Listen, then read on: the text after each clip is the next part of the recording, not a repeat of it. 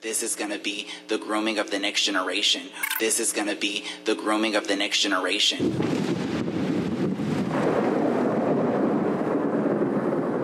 How many people here do not support the resolution as read? Raise your hand. How many of you support the resolution asking your council members to take a position? Please raise your hand. Okay. Thank you all very much. That's all I have for now. I'll tender any further questions. 3 to 6 year olds, they must be protected. If queens read, children are now somehow infected. Let the queens read. Thank you. Hi, my name is Dylan Pontiff. I'm actually going to be one of the drag queens reading for Drag Queen Storytime. So apparently to a lot of people in this room, I'm the big boogeyman. I am just as talented as a singer or a dancer or anyone that has a special talent. It just mine is dressing up as a woman and entertaining a crowd. The eyes that people give you whenever they think that you are the one that's in support of this event is truly disgusting. But I'm here to let you know that this event is something that's going to be very beautiful. And for the children and the people that support it are going to realize that this is going to be the grooming of the next generation. This is going to be the grooming of the next generation.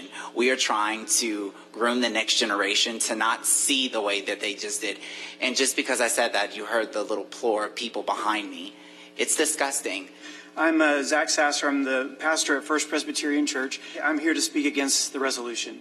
Those who oppose this may be on the side of damnation.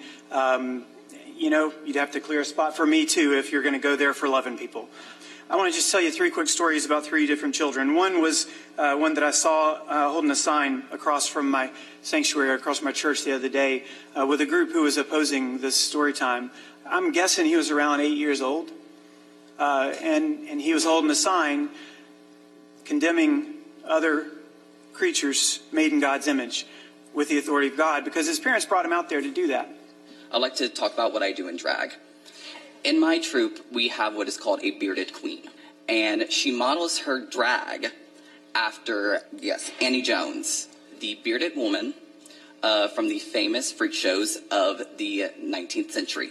So one day, we were at a convention in Lake Charles, and a small girl came up to us. She was no more than 5 years old, and she asked my castmate, "Why are you dressed like a woman?" And my castmate replies to her almost instantly, "Because I want to feel pretty." That little girl said, "Okay," smiled, waved, took a picture with us, and walked away. That conversation and that interaction took 30 seconds.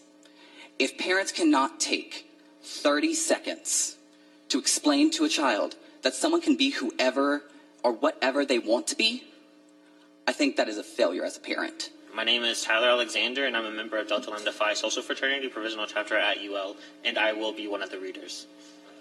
Romans 10:13 says, "For all who call upon the name of the Lord shall be saved." Come, listen to me read. Listen to my sisters and brothers read. There's nothing wrong with dressing in drag. And there is nothing wrong with fitting in anywhere on the LGBTQ plus spectrum. There's nothing wrong with gender fluidity. They're not at risk because of who they love, what they wear, who they have sex with. My name is Dr. Keith Dorwick. I am on the faculty of the University of Louisiana Lafayette in the Department of English, where I'm a full professor. And I am surprised to find out tonight that I do not, in fact, exist. A lot of people have said you are either male or female. Your body determines who and what you are. This is the only way that things can be. Well, that doesn't happen to work for me, and it hasn't worked for me from a very early age. I am somatically male. That is, I have the chromosomes that any male would have. However, I don't identify as male because I don't feel that that's complex or rich enough. Drag is an art. It's a performance, and it is not propagating sex. What side of history do we really want to be on, Lafayette? And for me, standing here supporting Drag Queen Storytime, if that means that you think that I'm going to go to hell, then so be it.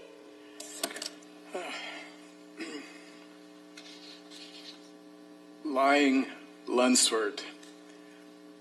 Lying Lunsford. Lying Lunsford. Sir. Mic works, sir. Let's not name call anybody, please. I'm in drag right now. It's just not flamboyant. I'm not sure my own grandkids, I have 4, between the ages of 3 and 6, have seen me out of drag. I'm usually in drag. 3 to 6 is absolutely the right age group for this. I'd like to call up Ms. Teresa, the library director, please, for a second. What transpired, or how did the drag queen reading opportunity or story time telling, how did that get on the program?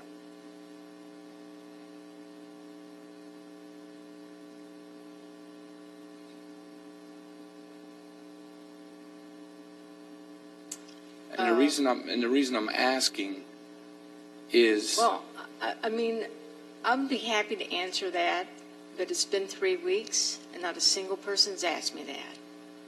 That's right. That's why they have a library director. They hire me to make those decisions as the library director for the library system. so you made the decision to put it on the, Yes, sir. okay.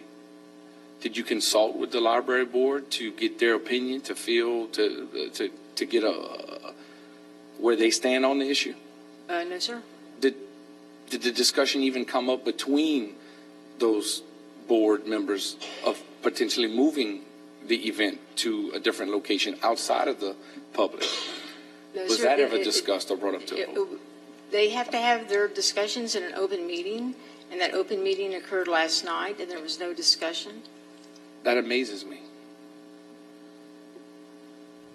I'm not seeing any other council discussion, public comments over. Go to the vote. District 3? Abstain. District 4? Abstain. District 5? Yes, sir. 6? Abstain. District 7? Yes.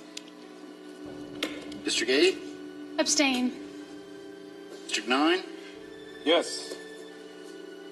District 1? Abstain. District 2? Abstain. The motion to adopt fails. This is going to be the grooming of the next generation. This is going to be the grooming of the next generation.